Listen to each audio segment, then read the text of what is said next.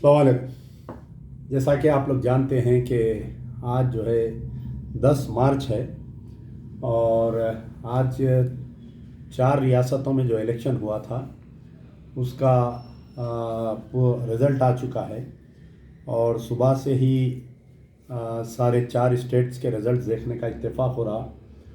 तो बड़ा अफसोस हुआ उत्तर प्रदेश में जो भारतीय जनता पार्टी दोबारा इंतखाबात जीती है। तो आने वाले हिंदुस्तान के लिए बहुत ही ख़तरनाक बात है। जो 4 रियासतें इंतखाबात में हिस्सा लिए थे जिसमें उत्तराखंड है और आपके उत्तर प्रदेश, पंजाब, गोवा और मणिपुर,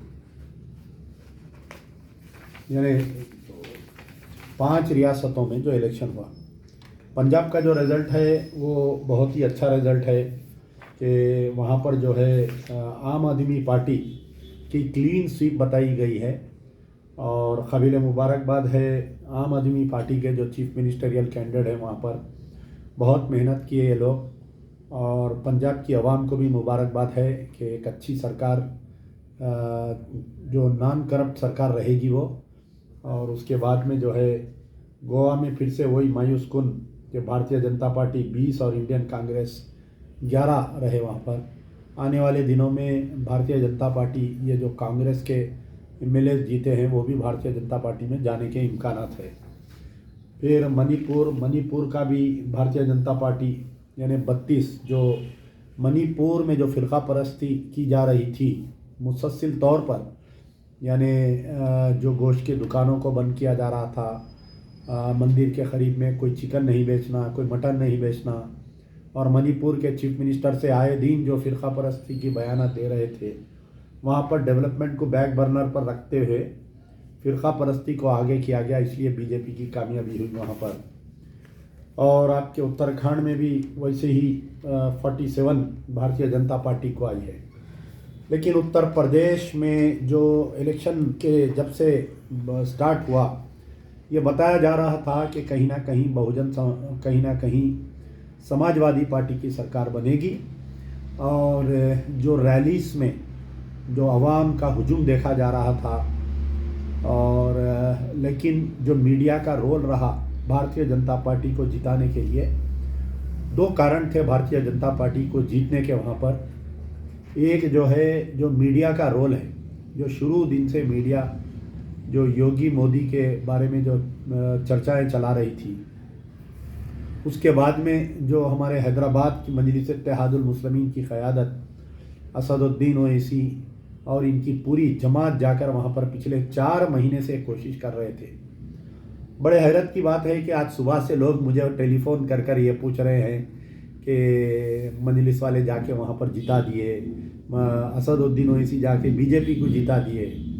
देखिए बात ऐसी है कि जो लोग सियासत में हैं ये बहुत खूब जान सकते हैं कि सियासत में असदुद्दीन ओवैसी को और अकबरुद्दीन ओवैसी को ज़िंदा रहना है, तो उनको जो है बीजेपी के इशारे पर नाचना है।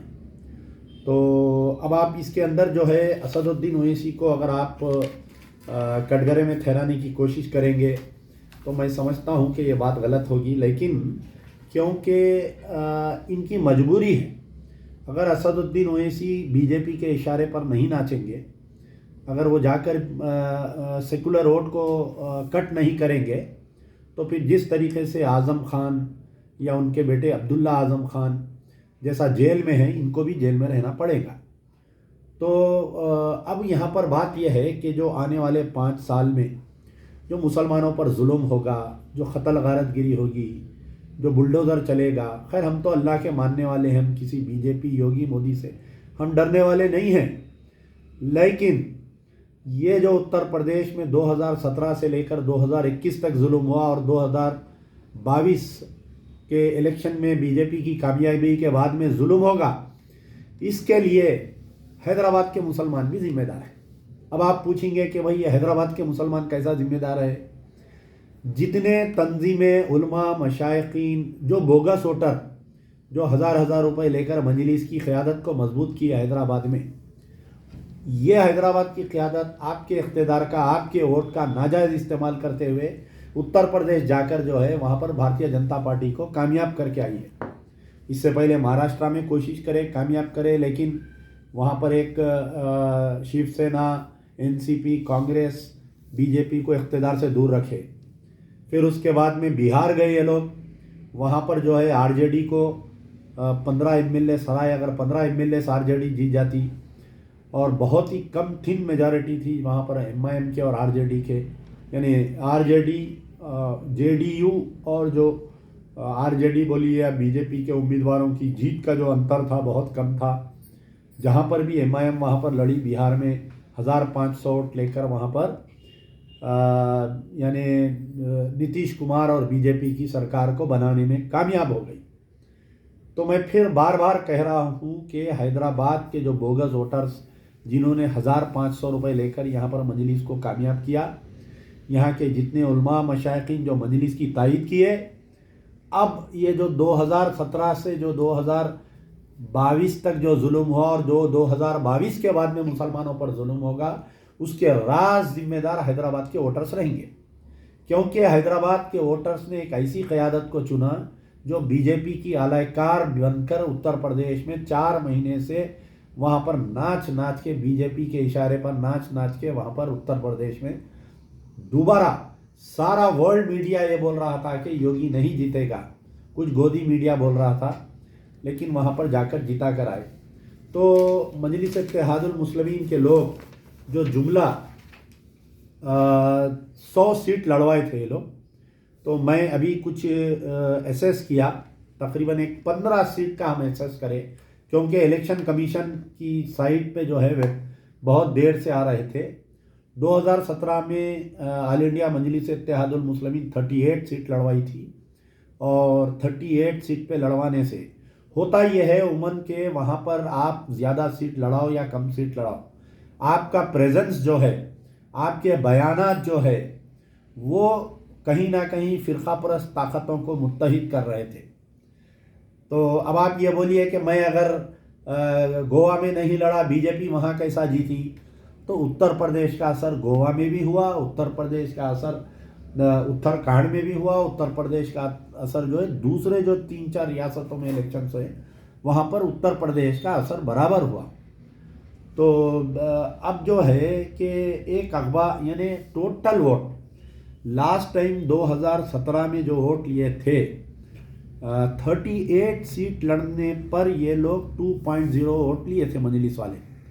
आज अब आप बोलिए क्या उत्तर प्रदेश के मुसलमानों को शऊर आ गया कि मजलिस इत्तेहादुल मुस्लिमीन को उतने वोट नहीं दिए जितने लास्ट टाइम दिए थे?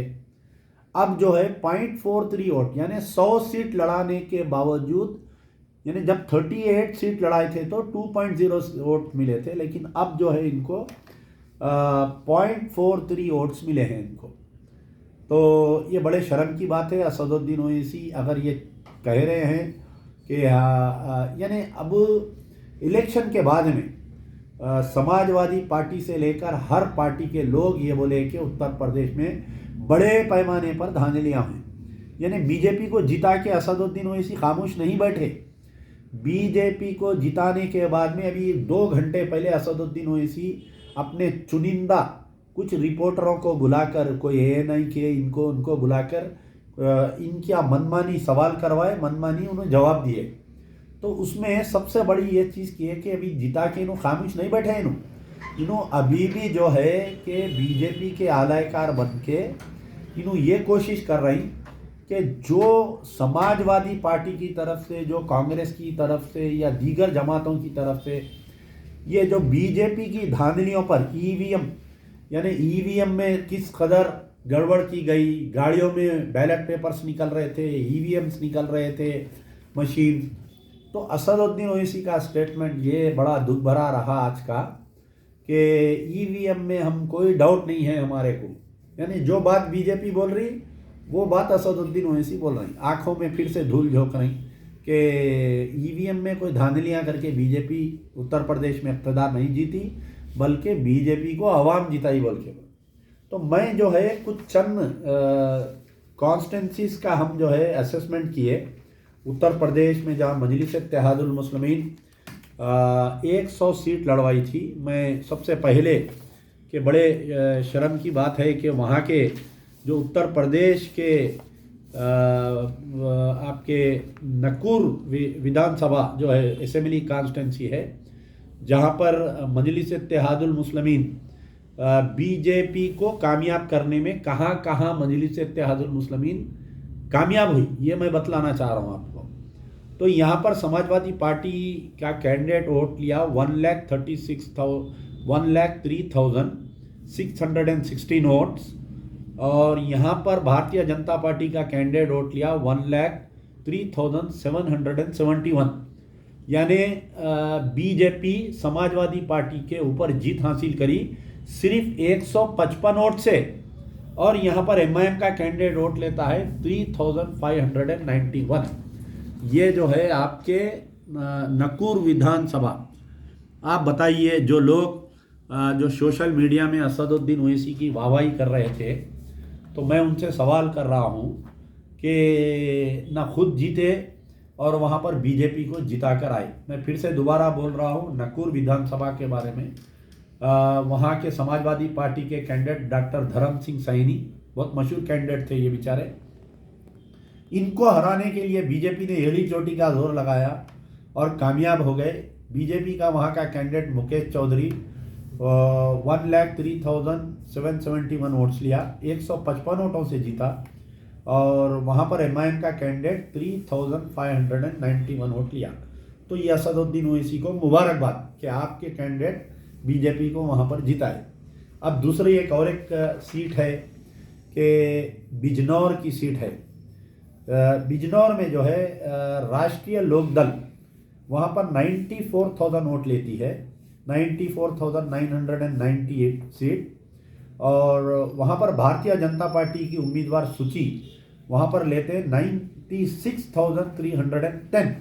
यानी 1300 वोटों से बीजेपी का राष्ट्रीय लोकदल का उम्मीदवार हार जाता है, और बीजेपी वहाँ पर 1320 वोटों से जीतती है। और वहाँ पर ऑल इंडिया मजलिस इत्तेहादुल मुस्लिमीन के मुनीर अहमद 2,282 वोट्स लेते हैं। यानी जो आरएलडी को जो मुस्लिम वोट जाने का था वो एमआईएम वाले काट लिए। काटने की वजह से जो है वहाँ पर बीजेपी जीत गई। असदुद्दीन ओवैसी को ये दूसरी बीजेपी की जीत के ऊपर मैं मुबारकबाद देता हूँ। ना सिर्फ असदुद्दीन ओवैसी को, बल्कि जो महाराष्ट्र से गए थे ना, पठान साहब जाके बोले ये असदुद्दीन ओवैसी फ्लावर नहीं है, फायर है, तो यकीनन असदुद्दीन ओवैसी फ्लावर नहीं है, फायर है। बीजेपी का फ्लावर है असदुद्दीन ओवैसी। ये जो है बीजेपी का कमल का फूल है असदुद्दीन ओवैसी। तो तमाम को मुबारकबाद। जो बिहार के 4-5 एमएलए गए थे उनको मुबारकबाद। महाराष्ट्र के जो मेंबर ऑफ पार्लियामेंट इम्तियाज़ जलील गए थे उनको मुबारकबाद। महाराष्ट्र के 2 एमएलए गए थे उनको मुबारकबाद। हैदराबाद के जो 6 एमएलए हमारे अकबरुद्दीन ओवैसी तो नहीं गए, डर के कहाँ कुछ भी हो जाता कि बोल के। तो उन तमाम को, ये जितने पालतू गए थे यहाँ से, उन तमाम को मुबारकबाद के भारतीय जनता पार्टी को जिताने में आपके सदर कामयाब हो। एक बड़ा जश्न मनाइए, दारुसलाम में बड़ा जलसा करिए, आपके सदर को मिस्री में तोलिए, सिक्कों में तोलिए, बकरे काटिए और बड़ी महफिल रखिए, मुबारकबाद पेश करिए आपके सदर को कि सदर साहब आप कामयाब हो गए, जेल को जाने से आप बच गए। अगर खुदा ना खास्ता वहाँ पर बीजेपी हार जाती तो आपके ऊपर गुस्सा निकलता, छोटे भाई को जेल को भेज देते, इनकम टैक्स के धावे हो जाते, ईडी के धावे हो जाते। तो ये तमाम मजलिस के जितने इलीगल कारोबार करने वाले उन तमाम को मुबारकबाद। एक और एक असेंबली कॉन्स्टिट्यूंसी के बारे में मैं आपको बताना चाहता हूँ। मुजफ्फरनगर के मुसलमानों के ऊपर बीजेपी को मुसल्लत कर दिया असदुद्दीन ओवैसी। वो कैसा करे? कपिल देव अग्रवाल, भारतीय जनता पार्टी 1,11,149 वोट यानी 1,11,149 बीजेपी वोट लेती है। सौरभ वहाँ के राष्ट्रीय लोकदल के कैंडिडेट 93,000 वोट लेते हैं, यानी 18,000 वोटों से हारते हैं। और वहाँ पर मजलिस इत्तेहादुल मुस्लिमीन का कैंडिडेट 4,000 वोट लेता है। अब आप बहस करेंगे कि भाई 4,000 वोट से क्या होता, तो अगर ये मजलिस के 4,000 वोट आरएलडी को जाते तो उन्हें 8,000 आगे हो जाता।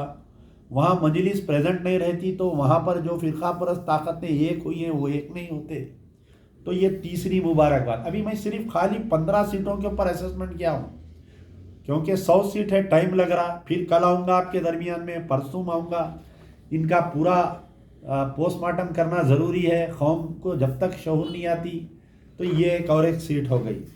एक और एक सीट जो है मुरादाबाद नगर, यानी मुरादाबाद में 2 सीट है, एक अर्बन एंड ऐसा जो ऐसा बोलते हैं। तो वहाँ पर भी जो है बीजेपी को कामयाब करने में असदुद्दीन ओवैसी, इनके पूरे वो फ्लावर, इनका फिर इनका और एक बोतल का जिन, और ये पूरों को मैं मुबारकबाद देता हूँ कि मोहम्मद यूसुफ अंसारी समाजवादी पार्टी के कैंडिडेट वोट लेते हैं 1,47,069 वोट, और रितेश कुमार भारतीय जनता पार्टी के कैंडिडेट वोट लेते हैं 1,47,784 वोट, यानी 715 वोट से बीजेपी को असदुद्दीन ओवैसी ने कामयाब किया। मुरादनगर में मजलिस इत्तेहादुल मुस्लिमीन का वकील रशीद ऑल इंडिया मजलिस इत्तेहादुल मुस्लिमीन वोट लेते हैं, वहाँ पर 2,658 वोट लेते हैं। कैसे शर्म की बात है, देखिए 715 वोट से बीजेपी को जिता दिए। मुरादाबाद नगर जहाँ पर 60% मुस्लिम आबादी है, वहाँ पर आप बीजेपी को मुसल्लत कर दिए। अल्लाह का ने क्या जवाब देंगे नहीं मालूम। और जितने ज़र खरीदे गुलामा जो आज सुबह से सुरता उतार लेके फिर रही, अंदर से तो दिल फुट रहा, खुश हो रही कि बीजेपी आ गई भाई, अच्छा हुआ। नहीं तो साहब जेल को चले जाते थे, छोटे साहब बड़े साहब जेल को चले जाते थे। एक और एक सीट के बारे में मैं आपको बतलाऊंगा, देवबंद। बड़े अफसोस की बात है मेरे भाई, देवबंद एक ऐसा मुक़द्दस मुकाम है हिंदुस्तान का, जहाँ से आज़ादी की सबसे पहली अगर मुसलमानों की जंग आज़ादी के ऊपर आवाज़ उठाई गई तो देवबंद के उलमाओं की तरफ से उठाई गई। बड़े शर्म की बात है, बड़े अफसोस की बात है कि असदुद्दीन ओवैसी वहाँ पर जाकर वहाँ के जो मदनी ख़ानदान में हैं उनके एक शख्स को पटाकर पैसे दे के कैसागी करके, क्योंकि देवबंद बीजेपी को जीतना बहुत ज़रूरी था। हिंदुस्तान में मुसलमानों के हौसलों को पस्त करना है तो बीजेपी को वहाँ जीतना ज़रूरी था, और बीजेपी कामयाब हो गई वहाँ पर भी जीतने के लिए। तो समाजवादी पार्टी के कार्तिक राणा 86,511 वोट लेते हैं, और भारतीय जनता पार्टी का ब्रिजेश 93,478 वोट लेते हैं, और बीजेपी समाजवादी पार्टी से 6,967 वोट से जीत हासिल करती है मुरादाबाद की मुक़द्दस ज़मीन पर।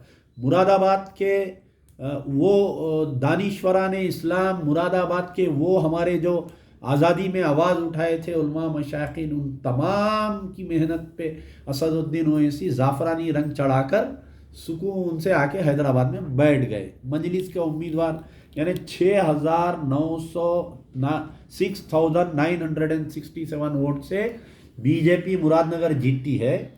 और मजलिस के कैंडिडेट उमैर मदनी, अरे मीडिया में तो ऐसा आ रहा था कि मदनी ख़ानदान का चश्मो चिराग उमैर मदनी, यहाँ पर अरशद मदनी का भतीजा है, वो फलाने मदनी का भाई है। नेशनल टीवी जो बता रहा था, सिर्फ 3 चेहरे बता रहे थे, अखिलेश, योगी और असदुद्दीन ओवैसी पूरे टीवी पे। आज वही तमाम चैनल मजाक उड़ा रही कि नोटा से कम वोट ली मजलिस, वो फलाना करी, ऐसा करी। तो खैर बहरहाल 3,500 वोट लिए बेचारे, लेकर जो है वहाँ पर भी इनको मुसल्लत करके आ गए। अब दूसरे जो सीट है कि आपके मुरादाबाद रूरल, वहाँ पर जो है 2,370 वोट मजलिस के कैंडिडेट लिए। और आपके एक है बरहापुर, जहाँ पर बहुत ही नेक टू नेक हुआ, वहाँ पर अल्लाह ताला बचाया। वहाँ पर बीजेपी में और समाजवादी पार्टी में जो है सिर्फ 2 या 2,500 का फ़र्क था। इनका कैंडिडेट वहाँ पर वोट लेने के बावजूद भी समाजवादी पार्टी का कैंडिडेट वहाँ बच गया। और एक आपके एक सीट है नगीना, जहाँ पर समाजवादी पार्टी को भी बहुत ही नेक टू नेक वहाँ पर जीत हुई। मजलिस के कैंडिडेट को वहाँ पर कुछ 9,000 वोट लिए वहाँ पर, लेकिन इनकी साजिश वहाँ कामयाब नहीं हुई। यानी कहीं भी आप, हैरत की बात यह है कि शौकत अली ऑल इंडिया मजलिस इत्तेहादुल मुस्लिमीन के सदर, लास्ट टाइम बेचारे एक जगह से इलेक्शन लड़े, ज़मानत भी नहीं बची उनकी। इस मर्तबा क्या किया गया कि ओम प्रकाश राजभर, ये एक दलितों के बहुत बड़े लीडर है उत्तर प्रदेश से, इन्हों जो है योगी की सरकार में मंत्री रहते हुए 12 एमएलए को लेकर रिज़ाइन करे। उन्होंने रिज़ाइन करके उन्होंने जो है आके समाजवादी पार्टी में जो गठबंधन बनाए थे उसके अंदर शामिल होके बीजेपी को हराने के लिए, यानी अखिलेश यादव से ज़्यादा अगर कोई सख्त तकरीर कर रहा था योगी और मोदी के खिलाफ में तो उसका नाम था ओम प्रकाश राजभर। ओम प्रकाश राजभर को हराने के वास्ते बीजेपी एड़ी चोटी का जोर लगा दी, हर वो कोशिश करे, लेकिन वो बेचारे जीत गए। लेकिन आप सुन के हैरत होंगे, मजलिस इत्तेहादुल मुस्लिमीन के उत्तर प्रदेश के सदर शौकत अली भी वहाँ से कैंडिडेट बने। आप देखिए कितनी बड़ी साजिश हुई, और लेकिन वोट किए 1500 वोट, यानी जो स्टेट में 100 सीट इलेक्शन लड़ रही है पार्टी, वहाँ का सदर अपनी ज़मानत नहीं बचा सका। ये कितनी हैरत की बात है, देखिए आप। तो बहरहाल ये वहाँ की सीट का हो गया। कांत सीट है 2000 वोट मजलिस को, चांदपुर है जहाँ पर 1500 वोट, और आपके छत्रवाल जहाँ पर 3232 वोट मजलिस को, बुदाना 2600 वोट्स, थाना भवन 325 वोट की यहाँ पर मजलिस का कैंडिडेट इकराम करते कोई All India Majlis Ittehadul Muslimeen, neck to neck टक्कर है वहाँ पर। 1,03,000 वोट जो है आरएलडी ली और 92,000 वोट बीजेपी ली। यहाँ पर भी बीजेपी को जिताने की कोशिश करे, 325 वोट लिया इनका कैंडिडेट। फिर एक जगह जो है 8,000 वोट सहारनपुर। तो अभी मैं जो है एक तकरीबन 20 कॉन्स्टिट्यूंसीज का असेसमेंट किया हूँ।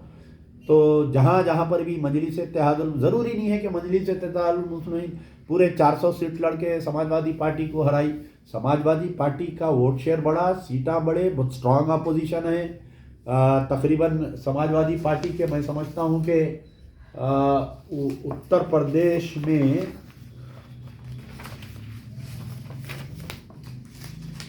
स्ट्रांग अपोजिशन है।